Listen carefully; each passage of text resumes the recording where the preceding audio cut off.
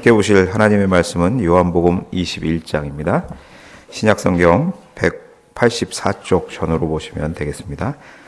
요한복음 21장 1절부터 14절까지 말씀을 함께 봉독하여 드리겠습니다. 1절부터 봉독합니다. 그 후에 예수께서 디베랴 호수에서 또 제자들에게 자기를 나타내셨으니 나타내신 일은 이러하니라. 시몬 베드로와 디두모라 하는 도마와 갈릴리 가나 사람 나다나엘과 세베대의 아들들과 또 다른 제자 둘이 함께 있더니 시몬 베드로가 나는 물고기 잡으러 가노라 하니 그들이 우리도 함께 가겠다 하고 나가서 배에 올랐으나 그날 밤에 아무것도 잡지 못하였더니 날이 새어 갈 때에 예수께서 바닷가에 서셨으나 제자들이 예수이신 줄 알지 못하는지라.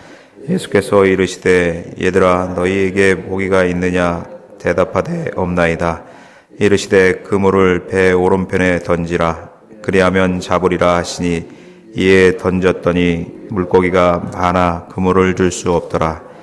예수께서 사랑하시는 그 제자가 베드로에게 이르되 주님이시라 하니 시몬 베드로가 벗고 있다가 주님이라 하는 말을 듣고 겉옷을 두른 후에 바다로 뛰어내리더라.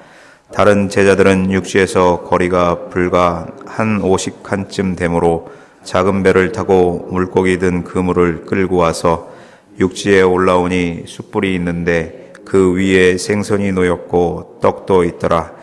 예수께서 이르시되 지금 잡은 생선을 좀 가져오라 하시니 시몬 베드로가 올라가서 그물을 육지에 끌어올리니 가득히 찬 그 큰 물고기가 153마리라.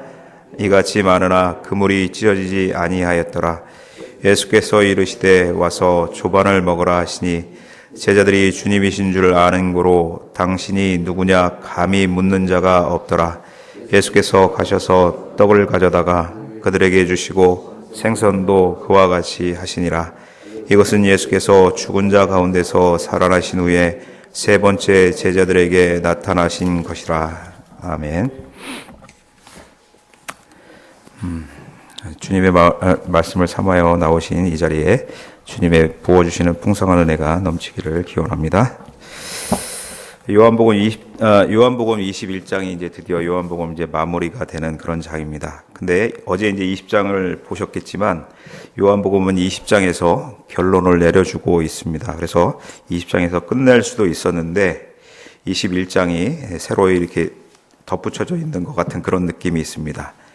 그것은 하나님께서 저희들에게 베푸시는 은혜이기도 하고 또한 오늘 21장 1절에 있는 말씀처럼 또 제자들에게 자기를 나타내 주시는 그런 은혜를 베풀어 주시는 그런 모습을 볼 수 있는 것이다 이렇게 볼 수가 있습니다. 부활하신 주님께서 제자들을 찾아가서 낭망하고 좌절되어 있는 그 제자들을 회복시키시고 예전에 베풀어 주신 은혜를 상기시키시고 그리고 또한 새롭게 사명을 감당할 수 있게 하시는 내용을 볼 수가 있는 것이죠. 이런 말씀은 신앙을 지키다가 주어지는 상황에 따라서 실망하고 낭망하게 되고 좌절하게 될 때 우리들이 삶 속에서 경험하는 그런 좌절들이나 낭망 이런 것들을 주님의 살아계심을 믿고 또한 힘을 주시는 그런 주님이신 것을 확인하며 감당할 수 있도록 세워가시는 그런 말씀으로 저에게 주시고 있다 이렇게 생각해 볼 수가 있습니다. 1절부터 14절까지는 제자들에게 다시 나타나신 주님을 묘사하고 있고 15절부터 25절까지는 다시금 사명을 감당하게 하시고 그 부분에 있어서 이제 베드로의 마무리가 어떻게 될 것인가 그리고 요한의 생의 마지막이 어떻게 될 것인가에 대한 그런 부분에 대하여 암시가 기록되어 있습니다.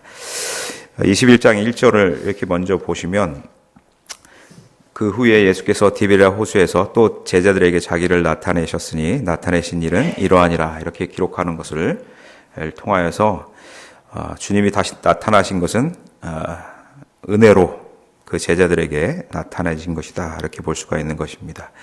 예수님은 오늘날도 우리가 힘들어하는 그런 영적인 싸움 그런 생활 현장 가운데서 찾아오셔서 우리에게 길을 가르쳐 주시고 또 기적의 능력을 통하여서 우리를 도우시는 분이다라는 것을 삶 속에서 우리에게 알려주시고 있다, 이렇게 볼 수가 있는 것입니다. 제자들은 이미 어제 읽은 말씀을 통하여서도 보셨겠지만 예루살렘에서 이미 2번 주님을 만났습니다. 그럼에도 불구하고 영이 어두워져 있어서 주어지는 상황에 낙망하고 좌절해서 주님이 오신 것, 부활하신 것을 알지 못했던 것입니다. 그럴 수밖에 없었던 것이 주님께 모든 것을 걸었던 제자들에게 있어서 주님이 십자가에 달려 돌아가시고 죽으신 것, 그 내용은 정말 좌절이고 실망이고 큰 낭망이었을 것입니다. 그러나 주님께서 항상 말씀하셨듯이 부활할 것이다, 이런 말씀을 하셨고 그 부활하심을 이렇게 보여주셨음에도 불구하고 영의 상태가 어두워져 있고 모든 것을 잃어버린 상태라고 생각하고 좌절되어 있기 때문에 당장 먹고 사는 문제에 급급할 수밖에 없었습니다. 이렇게 이제 생계 문제를 근심하고 있는, 그리고 고민하고 있는 이런 모습은 우리가 신앙생활을 한다, 주님을 믿고 있다 하면서도 직면하는 그런 문제들이 아닌가, 이렇게 생각하는 것이죠. 그런 부분에 있어서 제자들에게 부활하신 주님께서 찾아오신 것이고, 주님께서는 말씀대로 부활하신 이후에 제자들을 방치하지 않으시고 제자들의 생활 현장인 그 갈릴리에 다시 찾아오셔서 그 예전에 보여주던 능력 그대로 그들의 어려움을 해결해 주시는 분이시다라는 것을 다시 확인시키시고 있는 것이다, 이렇게 볼 수가 있는 것입니다.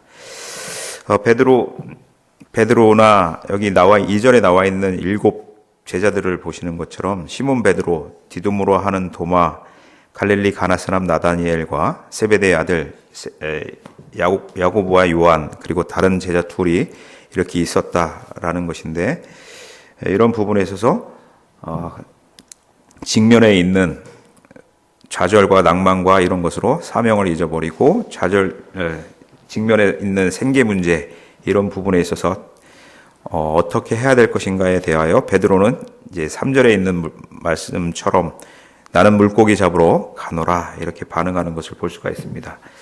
너무나 신앙적으로 침체되어 있기 때문에 예수님이 부활하신 후에도 사명을 생각하거나 이럴 여지가 없이 당면한 생계 문제에 있어서 옛날 직업으로 다시 돌아가겠다, 이렇게 얘기하는 것을 볼 수가 있는 것이죠. 우리가 삶을 살다 보면 어찌해야 될지, 어떻게 반응해야 될지 이렇게 혼란스러울 때가 있을 것입니다. 특히 신앙의 문제가 대두되게 될 때 그런 부분이 많이 발생할 텐데, 그때 말씀대로 하나님의 말씀을 믿고 의지하여 나갈 것인가, 그렇지 않으면 당면하는 문제에 있어서 우리 스스로 나의 능력으로 스스로 해결해야 된다, 이렇게 생각하고 나아갈 것인가, 우리가 잘 생각해 보셔야 할 부분이다라는 것이죠. 예수님께서는 부활 후에 갈릴리에서 제자들을 다시 만나겠다고 이렇게 말씀하셨습니다. 마태복음 28장 7절에도 보시면 또 빨리 가서 그의 제자들에게 이르러 그가 죽은 자 가운데서 살아나셨고 너희보다 먼저 갈릴리로 가시나니 거기서 너희가 배우리라, 이렇게 이제 말씀을 전하는 그런 말씀도 좀 볼 수가 있는 것이죠. 갈릴리로 먼저 가서 너희들을 볼 것이다, 이렇게 얘기하는 것은 갈릴리에서 처음 만났을 때 그 첫사랑을 회복시켜 주시고 옛날에 베푸셨던 은혜를 다시 되찾게 하시기 위한 것이다, 이렇게 볼 수가 있는 것이죠. 제자들에게 먹고 사는 문제들이 언제나 걱정이었지만 부활의 주님을 기다리지 못하고 또한 고기를 잡으러 가는 그런 모습은 그 현재의 어떤 생계 문제에 집중하여 있는 그런 부분인 것을 저희가 볼 수가 있는 것이죠. 그런 것은 영적으로 어두워진 그런 부분으로 인하여 발생하는 것이 아닐까, 이렇게 생각하는 것입니다. 그런 부분에 있어서 제자들의 이런 모습은 제자들의 문제만이 아닐 것이고 우리가 당면하는 삶의 문제들에 있어서 직면할 때도 나타나는 반응이 아닐까. 그럴 때 우리는 어떻게 해야 될 것인가를 생각해 본다면 주님의 말씀을 먼저 기억해야 할 것이다 라는 것이죠. 제자들처럼 먹고 사는 문제, 당면하는 문제에만 매달려서 주님이 약속해 주신 그 말씀을 잊어버리고 그동안 베풀어 주신 은혜를 잊어버리고 성도로서의 본분과 성도로서의 사명을 잊어버리고 살지 않도록 하셔야 되겠다라는 것입니다. 이렇게 잊어버리고 주님께서 부여하신 것을 잊어버리고 살 그 결과, 스스로 해결하려고 했던 결과가 3절 말미에 이렇게 기록되어 있습니다. 시몬 베드로가 나는 물고기 잡으러 가노라 하니 그들이 우리도 함께 가겠다 하고 나가서 배에 올랐으나 그날 밤에 아무것도 잡지 못하였더니, 이렇게 기록되고 있는 것이죠. 인생이 아무리 자기가 뛰어나고 무엇인가를 해결할 수 있을 것 같지만 주님께서 함께 하시지 않는다면 인간의 노력은 무지한 그런 것이고 부질없는 것임을 다시 한번 확인할 수가 있는 것입니다. 4절에 보시면 그 장소에 이제 예수님께서 그 바닷가에 다시 찾아오신 것을 볼 수가 있습니다. 그런데 제자들은 주님이신지를 알지 못하는 것이죠. 우리도 이제 신앙생활을 하면서 특히 어려움에 당면하게 되면 주님이 항상 우리와 함께 있다라는 것을 잊어버리지는 않는가 생각하게 되는 것이죠. 그러나 우리가 잊어버렸다고 주님께서 우리의 각 처소처소마다 계시지 않고 우리와 함께 하시지 않는 것이 아니라는 것을 기억하셔야 합니다. 주님은 항상 우리와 함께 하시고 우리의 어려움을 보고 믿음으로 반응하시기를 기다리고 계신다라는 것입니다. 이 제자들의 미성숙함, 영적인 미성숙함이 5절의 말씀을 통하여 볼 수가 있습니다. 예수님께서 이르시되 얘들아 너희에게 고기가 있느냐 이렇게 물으시는 것을 볼 수가 있습니다. 다 큰 성인들인데 얘들아 이렇게 부르시는 것을 통하여서 우리가 생각해 볼 의미는 주님의 도움이 없이는 결코 아무것도 할 수 없는 어린아이들과 같은 그런 모습이다라는 것을 표현해 주시고 있다라는 것이죠. 그런 어린아이들과 같은 그들에게 주님께서 오셔서 너희가 고민하고 너희가 어려워하는 그런 문제들을 해결해 주시겠다라고 내포하고 있는 그런 말씀을 주시고 있는 것입니다.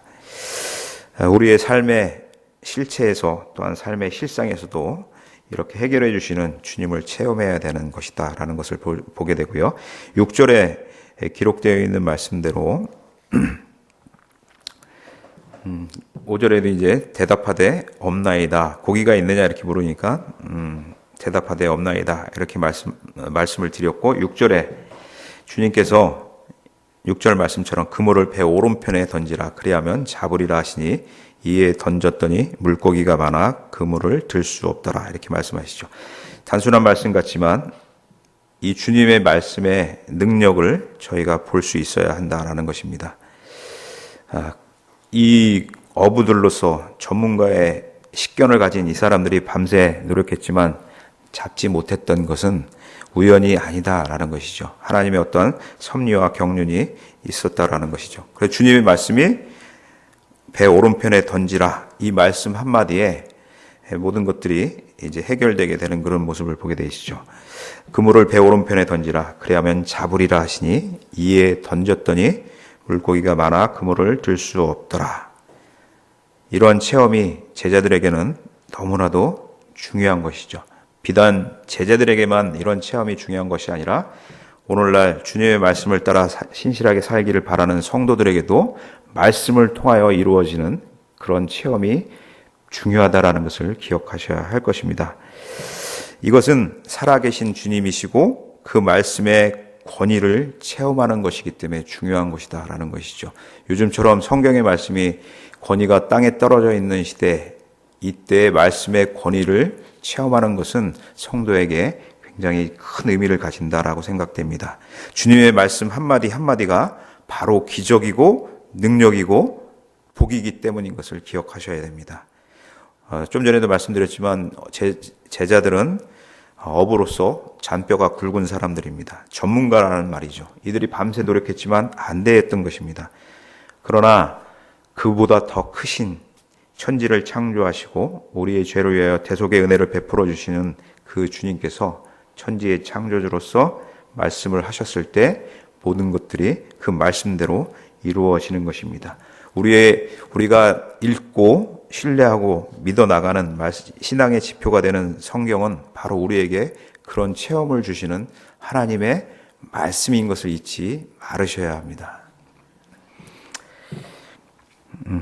이러한 체험을 통하면서 제자들은 어떤 전율을 느꼈을 것 같습니다. 3년 전에 주님께서 처음으로 사람을 낚는 업으로 택하여 주셨을 때 그 느낌의 전율이 있지 않았을까 하는 것이죠. 눈치가 빠른 그런 요한이 7절에 보시는 것처럼 사랑하는 그 제자가 베드로에게 이르되 주님이시라. 그 체험이 처음 만났을 때 그 전율을 느끼게 하고 그걸 느낀 요한이 베드로에게 예수님이 주님이시다라는 말을 하게 되는 것이죠. 이런 것이 3년 전의 기억을 떠오르게 했던 것일 것입니다. 그러면서 이제 다시금 자기들의 현상을 돌아보게 되는 그런 부분을 보게 될 것이죠. 11절에 보시면 이 잡은 물고기가 153마리가 되는데 잘못 생각하면 이 기적 같은 153마리에만 집중하는 그런 어리석음을 보여서는 안 된다라는 것입니다. 하나님 어떤 능력을 보여주셨을 때 기적의 현상에만 집중하지 말고 그것을 보여주시는 하나님의 뜻이 어디 있는지를 지혜롭게 헤아리는 그런 영적인 식견이 있어야 될 것이다 라는 것이죠. 11절의 말씀을 통해서 보시면 그물을 육지에 끌어올리니 가득히 찬 큰 물고기가 153마리라 이같이 많으나 그물이 찢어지지 아니하였더라. 이렇게 된 표현을 보고서 보통의 그런 거라면 보통의 상황이라면 그물이 찢어질 정도로 많이 잡았다라는 것이죠. 그래서 찢어지는 것이 정상이지만 주님께서 말씀하심으로 그물이 찢어지지 않게 되었다라는 것이죠. 주님 말씀에 순종하게 됐고 이것은 내 생각, 제자들이 자기들의 생각과 자기들의 경험과 이런 것을 모두 내려놓고 주님의 말씀대로 순종했을 때 나타나는 결과인 것을 다시금 확인하게 해주시는 것이다 라는 것입니다. 이렇게 주님의 말씀에 온전하게 순종하는 그런 삶을 사시는 성도님들 삶이 되시기를 기원합니다. 이렇게 주님께서 처음 만났을 때 그런 기억을 상기시키시는 그런 것을 보여주시고 7절부터 14절까지 내용을 통하여서 주님께서는 제자들을 생각하시고 그 제자들에게 쉼과 양식을 먹이시는 그런 분이심을 다시 한번 보여주고 있습니다. 그래서 이런 부분에 있어서 베드로에게는 기억이 또한 또 다른 기억이 있음을 볼 수가 있습니다. 숯불이라는 것이 등장하기도 하고 이러는 것을 통하여서 베드로가 가진 그런 모든 염려와 걱정 이런 것들을 주님께서 또한 해결해 주시는 것을 볼 수가 있습니다. 우리도 신앙생활을 하면서 말씀의 은혜를 받은 것처럼 늘 성령 충만하여서 살면 좋겠는데 육신의 혈기 때문에 그렇게 되지 못할 때가 너무나 많습니다. 베드로도 주님을 뵐 때 마음이 굉장히 무거웠을 것입니다. 왜냐하면 스스로 지은 죄를 알기 때문일 것이죠. 그것은 주님을 모른다고 3번이나 불 쬐는 장소에서 어린아이 소녀가 추궁했을 때 그것을 강하게 부인했던 그런 전력이 있기 때문인 것을 저희가 잘 알고 있습니다. 그로 인해서 자포자기 상태로 깊은 영적인 침체에 빠져 있었던 것이다 이렇게 볼 수가 있습니다. 그러면서 자기 정체성에 대하여 의문이 많이 생겼겠죠. 나는 과연 누구인가? 그리스도인 맞는가? 예수님의 제자라고 할 수 있는가? 사람을 낚는 어부가 되게 하신다고 하셨는데 과연 그런 자격이 있는가? 우리들에게도 마찬가지예요. 네가 성도냐? 이렇게 스스로 질문할 때가 너무나 많지 않습니까? 우리의 삶 속에서 이런 혼란에 빠져 있었던 베드로인 것입니다. 그때 주님께서 베드로를 만나 주셨고요. 허심탄회하게 1대1로 만나서 베드로의 마음 속에 있는 그 작은 믿음을 고백하게 하심으로 해서 그 무서운 영적인 침체를 벗어나게 하시는 것을 보게 되는 것입니다. 베드로는 3번 주님을 부인했던 그런 것으로 인하여 심한 양심의 가책을 받고 있었을 것입니다. 주님을 배반했다는 그런 죄책감에 빠져서 벗어나지 못했던 것을 보게 되죠. 사탄은 이런 것을 아주 참소하는 것을 아주 즐기고 좋아합니다.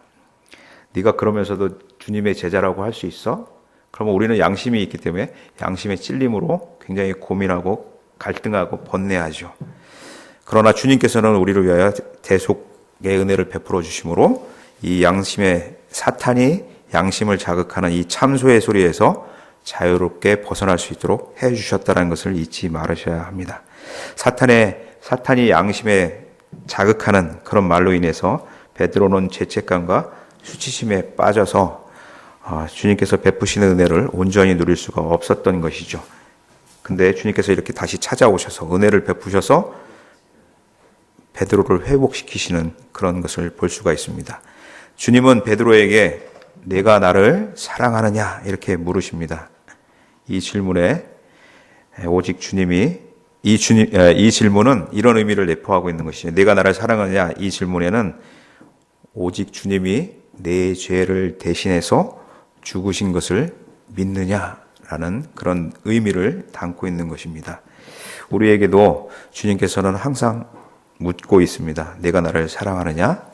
이러한 질문에 항상 이러한 답변이 있었으면 좋겠다라는 것입니다. 베드로가 말씀을 드렸듯이 내가 주를 사랑하는 줄 주께서 아시나이다. 이런 고백이 있기를 바라는 것이죠. 베드로는 예수님을 모른다고 부인했기에 아마 제자의 자격이 상실됐거나 없어졌을 것이다. 없다 이렇게 생각했을 것입니다. 그러나 주님께서는 내가 나를 사랑하느냐 하는 질문 속에서 내가 너의 죄 때문에 십자가에 못 박혀 죽은 것을 내가 믿느냐라는 질문을 통하여서 깨닫게 하심으로 회복시키시는 것을 보게 되는 것입니다. 이것은 요한복음을 기록한 목적이 20장 31절에 어제 저희가 읽었던 그런 말씀에 기록되어 있는 것과 맥락을 같이 한다라고 볼 수 있습니다. 20장 31절에 보시면 오직 이것을 기록함은 너희로 예수께서 하나님의 아들 그리스도이심을 믿게 하려 하며 또 너희로 믿고 그 이름을 힘입어 생명을 얻게 하려 함이다. 이런 목적이 있는 것처럼 주님께서 온전히 우리의 죄를 위하여 십자가에 못 박혀 죽으셨다라는 것을 믿고 또한 그 주님의 이름을 힘입어서 생명을 얻기를 바라신다라는 그런 것을 또한 우리에게 알려주시고 있는 것입니다. 베드로가 내가 주를 사랑하는 줄 주께서 아시나이다 이런 고백을 드림으로 답변을 드림으로 주님께서는 죄책감과 수치심을 회복할 수 있게끔 세워주셨습니다. 이 베드로의 고백이 곧 우리의 고백이기를 바라는 것입니다. 우리는 우리 마음이 주님을 향한 믿음이 있는지 순전함이 있는지를 확인하시고 주님을 믿는 그 믿음을 바르게 고백할 수 있어야 할 것이고요.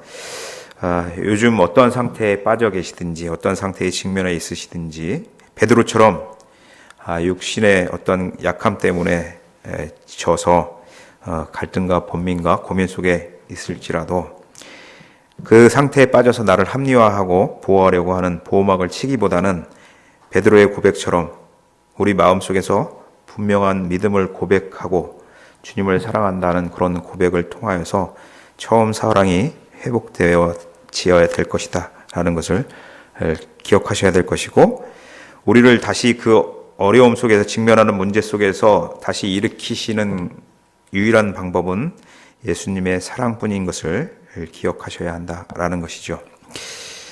우리가 믿음에 대하여 생각할 때 잘 생각하셔야 될 것이 우리는 베드로처럼 넘어지기를 잘합니다. 우리는 베드로처럼 믿음이 약해지거나 강해질 때가 있습니다. 그러나 분명히 기억하셔야 하는 것은 우리의 믿음의 근원이 되시는 주님은 완전하시고 완벽하신 분이라서 믿음이 약해지거나 강해지거나 변화하지 않는다는 것입니다. 우리의 믿음이 내가 믿는 것 같지만 그 믿음조차도 주님이 주심으로 믿을 수 있는 은혜인 것이다라는 것을 기억하셔야 되고요. 그렇기 때문에 주님이 주시기 때문에 우리는 어떠한 직면하는 것에 의하여 변화하거나 약해지거나 강해질 수 있지만 주님은 전혀 변화가 없으신 분이다. 그 믿음을 견고하게 유지시키시는 분이다라는 것을 기억하셔야 합니다. 내 상태가 어떠하든지 주님은 하나님의 아들이시요 그분을 믿음으로 그 이름을 힘입어 생명을 받은 자이고 영생을 누리는 자라는 것을 잊지 마셔야 한다라는 것입니다. 그러나 사탄은 자꾸 주님을 바라보지 못하게 만들려고 하고 있습니다. 주님을 바라보지 못하게 하고 우리의 상태, 우리의 처지, 나의 능력 없음, 나의 연약함을 바라보게 하려고 합니다. 그러나 우리가 주님의 말씀에 순종하여서 나갈 때, 주님의 말씀의 권위를 믿으며 신뢰하면서 나갈 때 신앙의 여정을 주님의 말씀 따라 잘 걸어갈 수 있는 것이다 라는 것을 기억하셔야 합니다. 요한이 고백했듯이 예수님은 주님이십니다. 우리의 죄를 위하여 이 땅에 오셨고 십자가에 달려 돌아가심으로 우리를 구원해 내신 그런 주님이신 것을 기억하고 그분을 우리의 삶 속에서 온전하게 고백하는 그런 성도의 삶을 살아가셔야 하겠다라는 것이고요. 그런 은혜가 저와 여기 계시는 성도님들께도 풍성하게 임하기를 기원하는 것입니다. 기도하겠습니다. 하나님 아버지, 요한복음을 읽으며 은혜를 받았으면서도 주님에 대하여 바로 알지 못하는 어리석은 일이 없도록 주님 은혜를 더하여 주시옵소서. 주님을 바로 알고 주님과의 더욱더 깊은 인격적인 관계 속에서 주님을 더욱더 신뢰하며 우리에게 베풀어 주신 사랑을 고백하는 그런 성도의 삶을 살게 하여 주시옵소서. 주님의 말씀을 신뢰하며 믿는 믿음이 견고해지기를 소망합니다. 예수님은 하나님의 아들이시오 그 이름을 힘입어 생명을 얻게 하셨음을 온전히 믿고 세상 속에서 영적 전투를 해나갈 때 쓰러질지라도 주님을 통하여서 주님으로 인하여 다시 일어설 수 있는 그런 성도 되게 하여 주시옵소서. 성도를 격려하시고 위로하시고 세워서 사명을 감당하시게 하시며 홀로 가지 않게 하시고 성령 하나님께서 인도하시고 이끌어 가심에 감사를 드립니다. 주님의 이끄심 속에서 온전하게 자유함을 누리는 성도 되게 하여 주시옵소서. 주님 주시는 귀한 한 날을 또한 주님의 주시는 사명을 잘 감당하는 날로 활용할 수 있도록 지혜를 더하여 주시고 능력을 더하여 주시기를 원합니다. 주님, 수요 성경 공부 1, 2부 시간을 주님 은혜의 시간으로 더하여 주시기를 원하며 8월에 있을 수련회를 잘 준비하는 그런 귀한 시간들 되게 도와주시옵소서. 또한 오늘 미자리 교회를 방문합니다. 주님, 함께할 때 주님께서 함께하여 주셔서 하나님의 나라를 확장을 위하여 애쓰는 그런 모습 속에 주님의 도우심이 더하시기를 원합니다. 감사를 드리며 예수 그리스도의 이름으로 기도 올리옵나이다. 아멘. 하늘에 계신